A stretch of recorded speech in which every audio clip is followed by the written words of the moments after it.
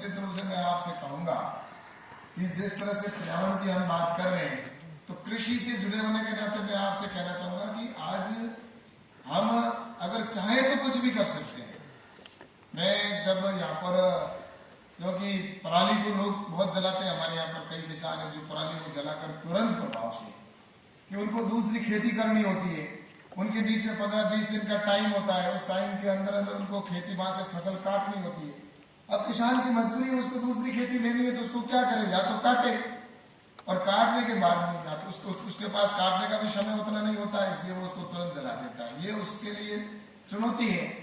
लेकिन सरकार की ओर से लगातार प्रयास किए जा रहे हैं। और मुझे ये बताते हुए खुशी भी है कि लगभग आज 60-65% है पराली को जलाने की घटनाएं कम हुई है। सरकार ने जो मैकेनाइजेशन के माध्यम से मशीनें देने का काम किया,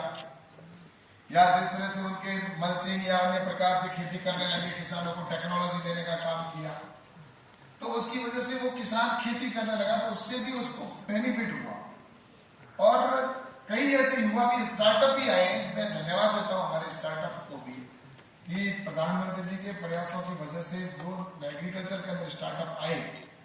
उन स्टार्टअपों ने ऐसी नई नई टेक्नोलॉजी निकालने का काम किया कि आज वो वेस्ट टू वेल्थ के ऊपर काम कर रहे हैं। वेस्ट टू वेल्थ, जो हम कभी पराली को जलाते थे या जलाते, जिस तरह से किसान जलाया करते थे,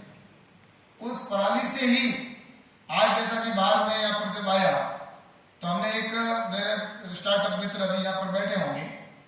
और उन्होंने एक बार मेरे पास वो मशीन भी लेके आए, हम किस तरह से वेस्ट जो पराली है या जो गोबर है, वो उसके गोबर और पराली को मिक्स करके और उसमें से लकड़ी तैयार कर, और वो लकड़ी के रूप में आज शमशान भूमि के अंदर वो वहां पर दे रहे हैं। वहां पर लोग बहुत उसका उपयोग कर रहे हैं, कई जगह पर करने लगे। ये कह रहे हमारे तो जितनी डिमांड है वो डिमांड भी पूरी नहीं कर पा रहे। तो इस तरह से वेस्ट टू वेल्थ का एक बहुत बड़ा हमारे सामने आज की एग्जीबिशन में भी उदाहरण देखा हमने, जिसमें पराली का भी हो गया और वो यूज में भी आ गई, और गोबर भी जो लोग डालते हैं, दूर बाहर डाल देते हैं, उसका भी उपयोग हो गया। और वो उसके साथ ही मैं जब यहाँ पर मिनिस्टर बन के बनाई था, उसके जस्ट 4-6 महीने बाद में बिहार के कुछ लड़के आए मेरे पास, और उन बिहार के 4-5 लड़के और कुछ लड़कियां थी, ऐसे लगभग 12-13 स्टूडेंट थे जो सिर्फ 12th में पढ़ने वाले थे। और वो 12th में पढ़ते पढ़ते यहाँ तक पहुंचे, और उन्होंने मुझे एक बोतल के अंदर वेस्ट, जो प्लास्टिक की बोतल होती है, पानी पी के लोग फेंक देते हैं, उस बोतल के अंदर उन्होंने छेद किए और उसके अंदर पराली को डाल दिया,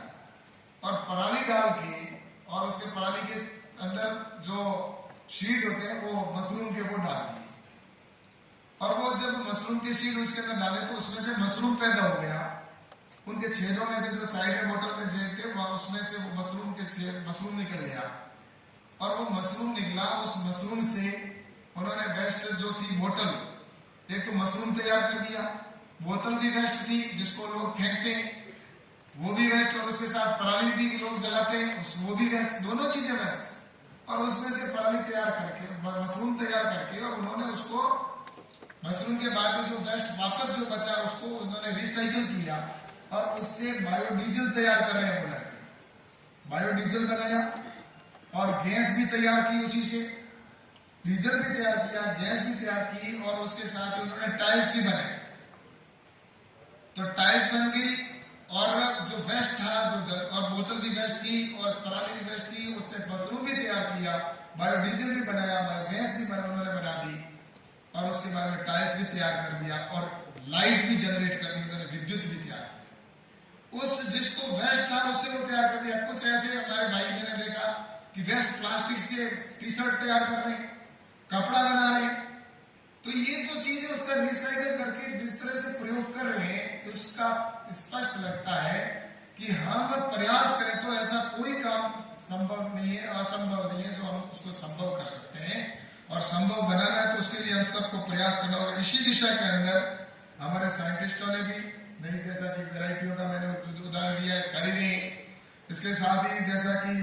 हमारे क्लाइमेट रिजिलेंट वेराइटियां का आपका जिक्र हुआ ही है, और हमारे सामने सबसे बड़ा एक काम हम और भी कर सकते हैं, जिसके ऊपर हमारे प्रधानमंत्री विशेष बल दे रहे हैं, नेचुरल फार्मिंग, प्राकृतिक खेती का जो अपन ने प्रधानमंत्री जी ने कहा कि हमें इसके ऊपर जाना चाहिए। और निश्चित रूप से आज ICAR के द्वारा भी इस दिशा के अंदर सभी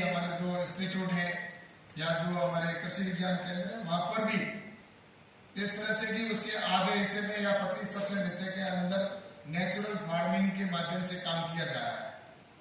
कि नेचुरल फार्मिंग से खेती होती है उसमें और केमिकल की खेती में डिफरेंस क्या है। और मुझे बताते हुए प्रसन्नता है कि ऐसी कई वैरायटियां जिसमें केमिकल जो खेती होती है उससे भी नेचुरल फार्मिंग जिसमें होती है या ऑर्गेनिक है उसमें यील्ड का उत्पादन भी ज्यादा हो रहा है। तो मुझे इसमें इस कहने में कोई संकोच नहीं है कि ये सब हमारे जो केमिकल से खेती होती है तो उससे भी हमारे पर्यावरण के ऊपर उसका दूषित प्रभाव पड़ता है और मानव जीवन के ऊपर भी उसका दूषित कुप्रभाव पड़ता है। तो ये समस्या का समाधान करने के लिए जो नेचुरल फार्मिंग के ऊपर अधिक बल देना और आज क्षेत्रफल भी इसका नेचुरल फार्मिंग का देश भर में लगातार बढ़ता जा रहा है। आज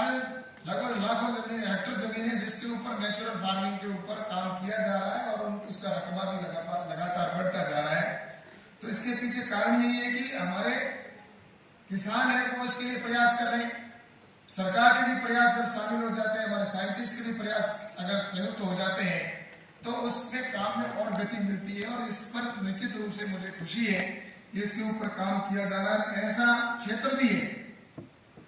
जो लगभग 50% क्षेत्र देश का ऐसा है जो रेनफेड एरिया है जहां पर सिर्फ बरसात के ऊपर आधारित खेती होती है। उसके ऊपर भी सरकार की अभी प्लानिंग चल रहा है कि ऐसे जो क्षेत्र है जहां पर हम ज्यादा से ज्यादा किसानों को कैसे उस और ले जाए, क्योंकि वहां पर केमिकल का यूज ही नहीं होता जो बरसात के ऊपर आधारित खेती होती है। वहां पर भी हम सरकार के और प्रयास है कि उस सेक्टर के अंदर 50% लगभग 40% के आसपास है, 50% के बीच का एक क्षेत्र है जिसके ऊपर भी सरकार के प्रयास है ताकि एग्रीकल्चर के अंदर हम जो पर्यावरण होता है उसको हम कैसे बचाएं, इसके ऊपर सरकार का प्रयास जारी है। साथ ही जैसा कि वसुधैव कुटुंबकम की हम बात पूरे विश्व की कर रहे हैं, विश्व में हमारे निश्चित रूप से और G20 के अंदर आपने देखा होगा प्रधानमंत्री ने इस बात के विशेष कहा है कि वसुधैव कुटुंबकम को थीम को पूरा ध्यान में रखें और लगातार इस पर भी काम किया गया है। और मैं आप सबसे यही कहना चाहूंगा कि किसानों को इसके लिए हमें समझाना भी पड़ेगा। किसान वैसे अपने आप में बहुत समझदार है लेकिन फिर भी हमें वो किस तरह से उसके ऊपर की वो पराली को ना जलाए या दूसरे सेक्टर के अंदर भी जिस तरह से केमिकल का यूज वो कम से कम करे। तो ये सारे चीजों के ऊपर हमें किस तरह से जिस तरह से पहले हमने काम किया है, हमें हमारे उत्पादन को बढ़ाने के लिए जिस तरह से प्रयास किए गए, लगातार उत्पादन में वृद्धि हुई लेकिन वैसे